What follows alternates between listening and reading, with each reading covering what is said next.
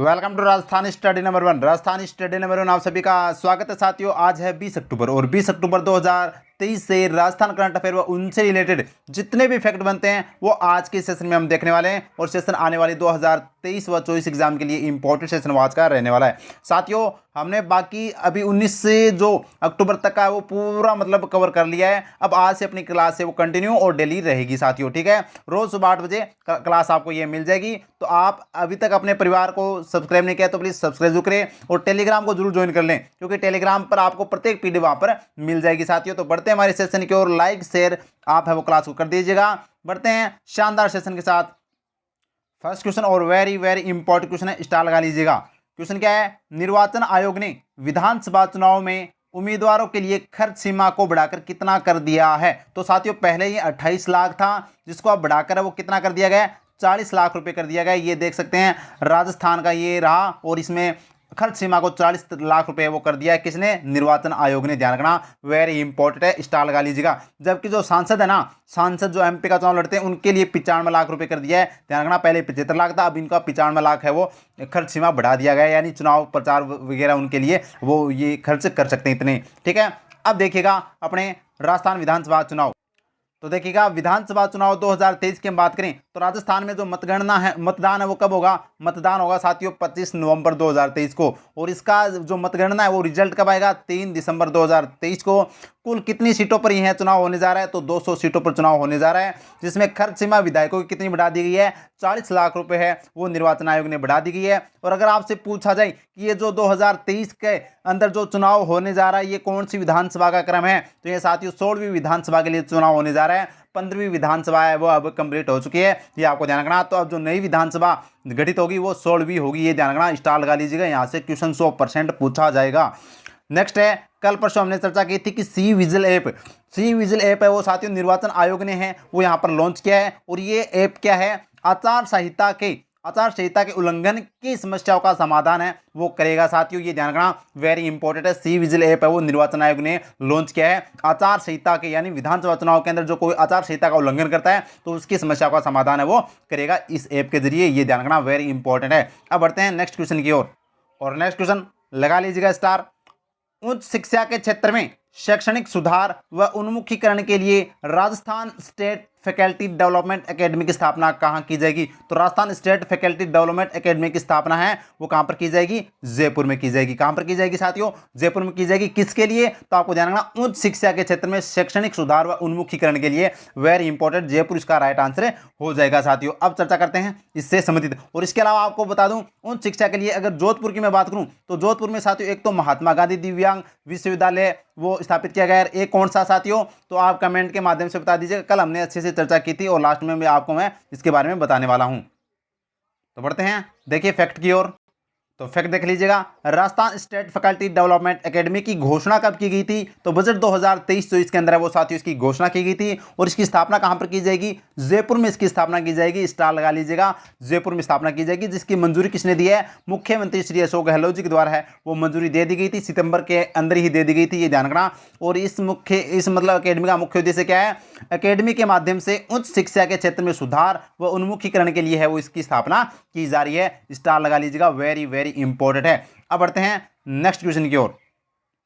और next question ये भी वही शानदार क्वेश्चन है, स्टार लगा लीजिएगा, छपने वाला क्वेश्चन है।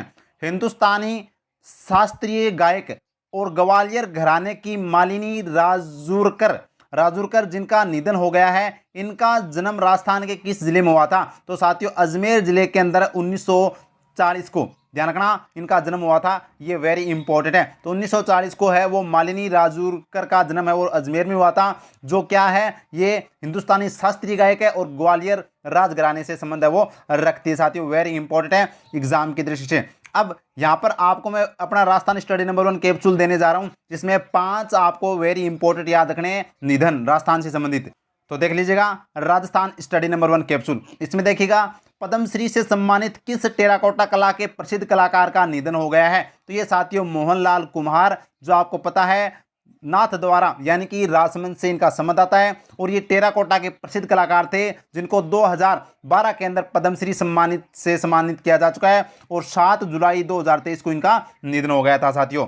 और नेक्स्ट क्वेश्चन अपना है, हाल ही में राजस्थान के किस पूर्व क्रिकेटर का निधन हो गया? तो सलीम दुरानी का है वो साथियों 2023 के अंदर फरवरी में है वो निधन हो गया था, ये आपको ध्यान रखना। हाल ही में किस अंतर्राष्ट्रीय मांडना कलाकार का निधन हो गया? तो कौशल्या देवी, जो किस जिले की है? बारां जिले की थी साथियों, अंतर्राष्ट्रीय मांडना कलाकार थी।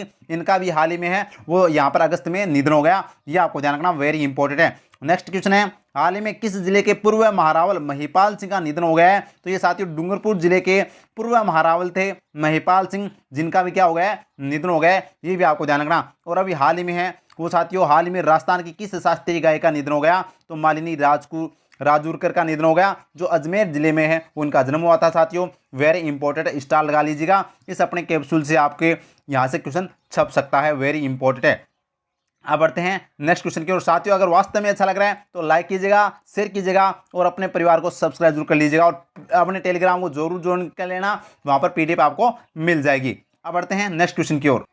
और नेक्स्ट क्वेश्चन है अपना, राज्य के पुरातात्विक संरचनाओं के रखरखाव के लिए पुरातत्व और संग्रहालय विभाग ने किसके साथ MOU किया है? तो ये साथियों किसके साथ MOU किया है? मालवीय राष्ट्रीय प्रौद्योगिकी संस्थान MNIT जयपुर के साथ वो साथियों यहाँ पर पुरातत्व और संग्रहालय विभाग ने MOU किया है, किसके लिए? पुरातत्व संरचनाओं के रख रखाव के लिए, वेरी इंपॉर्टेंट है। अब चर्चा करते हैं क्या इसमें है वो रख रखाव के कार्य किए जाएंगे। तो देखिएगा, राज्य में पुरातात्विक संरचनाओं का रख रखाव के लिए MOU किया है, किसने MOU किया है, किस किस के बीच में हुआ है? तो पुरातत्व और संग्रहालय विभाग व मालवीय राष्ट्रीय प्रौद्योगिकी संस्थान जयपुर के बीच में यह MOU हुआ है। इसमें क्या कार्य किया जाएगा? तो साथियों राज्य के जो स्मारक हैं उनका जीर्णोद्धार का कार्य है वो यहाँ पर किया जाएगा। पुरातात्विक संरचनाओं के रखरखाव के लिए तकनीकी विशेषज्ञता प्रदान करेगा, यानी तकनीकी टेक्नोलॉजी का प्रयोग है वो यहाँ पर रखरखाव के लिए किया जाएगा साथियों। और विरासत संरचनाओं पर निगरानी, संरक्षण व निरीक्षण का कार्य में भी है वो सहायता करेगा, यह आपको ध्यान रखना।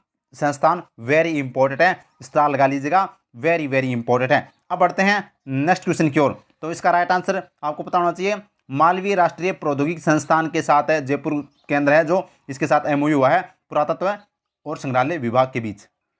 और नेक्स्ट क्वेश्चन है, हाल ही में तुर्की में आयोजित IFMA world youth Muay Thai championship में जयपुर की मनीषा चेम ने कौन सा पदक जीता है? तो कांस्य पदक जीता है। कौन सा पदक जीता है?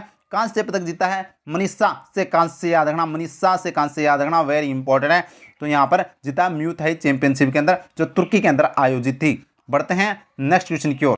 और नेक्स्ट क्वेश्चन है साथियों, ग्वालियर साहित्य कला परिषद मध्य प्रदेश की ओर से लाइफ टाइम अचीवमेंट अवार्ड से किसे सम्मानित किया गया है? तो ये साथियों डॉक्टर सरोज गुप्ता को, डॉक्टर सरोज गुप्ता को है वो साथियों। यहाँ पर बात करें तो ग्वालियर साहित्य कला परिषद के द्वारा है वो लाइफ टाइम अचीवमेंट अवार्ड से सम्मानित किया गया है, वेरी वेरी इंपॉर्टेंट है। जबकि हमने कल पढ़ा था साथियों डॉक्टर पदमजा शर्मा के बारे में, इनको हाल ही में हम बात करें तो अडबी जो साहित्य पुरस्कार दिया जाता है राजस्थान में उदयपुर के द्वारा, उदयपुर संस्था के द्वारा, तो इनको है वो यहाँ पर दिया गया है महिला सम्मान के अंदर, ध्यान रखना, वेरी इंपॉर्टेंट है।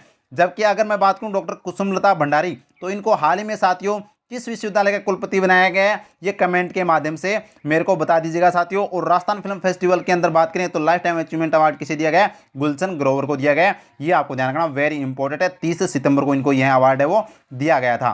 अब बढ़ते हैं नेक्स्ट क्वेश्चन की ओर।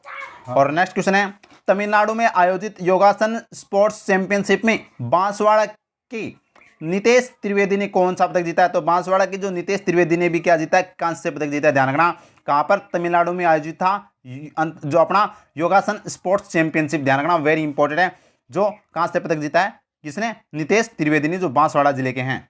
साथियों ये फैक्ट आपको याद रखने हैं, वेरी इंपॉर्टेंट, यहाँ से क्वेश्चन है वो 100% पूछा जाएगा। महात्मा गांधी दिव्यांग यूनिवर्सिटी जोधपुर की मैं बात करूं तो इसकी घोषणा बजट 2023-24 में की गई थी।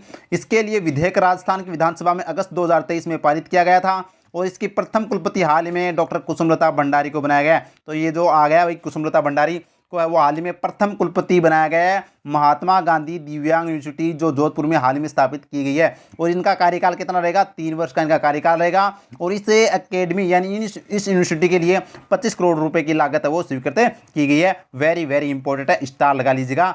बढ़ते हैं आगे। और आगे देखिएगा साथियों, आगे ये भी इंपॉर्टेंट, स्टार लगा लीजिएगा, मारवाड़ मेडिकल यूनिवर्सिटी, ये फैक्ट भी आपको याद रखना है। इसकी भी घोषणा बजट 2023-24 में की गई थी। इसके लिए भी विधेयक है वो 20 जुलाई 2023 को राजस्थान की विधानसभा में पारित किया गया था और इसके हाल में प्रथम कुलपति है वो डॉक्टर एम के आंसेरी को बनाया गया है। किसको बनाया गया है? डॉक्टर एम के आंसेरी को बनाया गया है। और इनका कार्यकाल भी कितना रहेगा? तो 5 वर्ष का है वो एम के आंसेरी का कार्यकाल रहेगा। और इसकी लागत है वो मारवाड़ मेडिकल यूनिवर्सिटी की लागत है वो 500 करोड़ रुपए है वो आएगी। साथियों ध्यान रखना, वेरी इंपॉर्टेंट, 500 करोड़ रुपए की मंजूरी है वो मुख्यमंत्री जी ने प्रदान की है। तो ये मारवाड़ मेडिकल यूनिवर्सिटी, ये दोनों यूनिवर्सिटी आपको ध्यान रखनी है जो जोधपुर में है। एक तो महात्मा गांधी दिव्यांग यूनिवर्सिटी और एक मारवाड़ मेडिकल यूनिवर्सिटी जो कहाँ पर है? जोधपुर में। इसके प्रथम कुलपति ये ध्यान रखना, वेरी वेरी इंपॉर्टेंट है।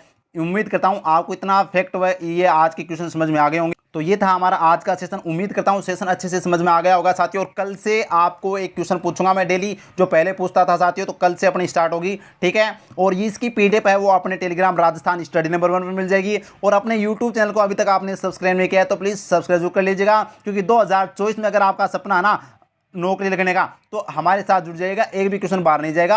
आपने जितनी भी एग्जाम हुई है 2023 में 22 में वो अपने टेलीग्राम पर जाकर देख लेना, एक भी क्वेश्चन बाहर नहीं जाता है, ठीक है। अपने मन से और दिल से और मेहनत से आपको है वो क्लास प्रोवाइड करवाते हैं।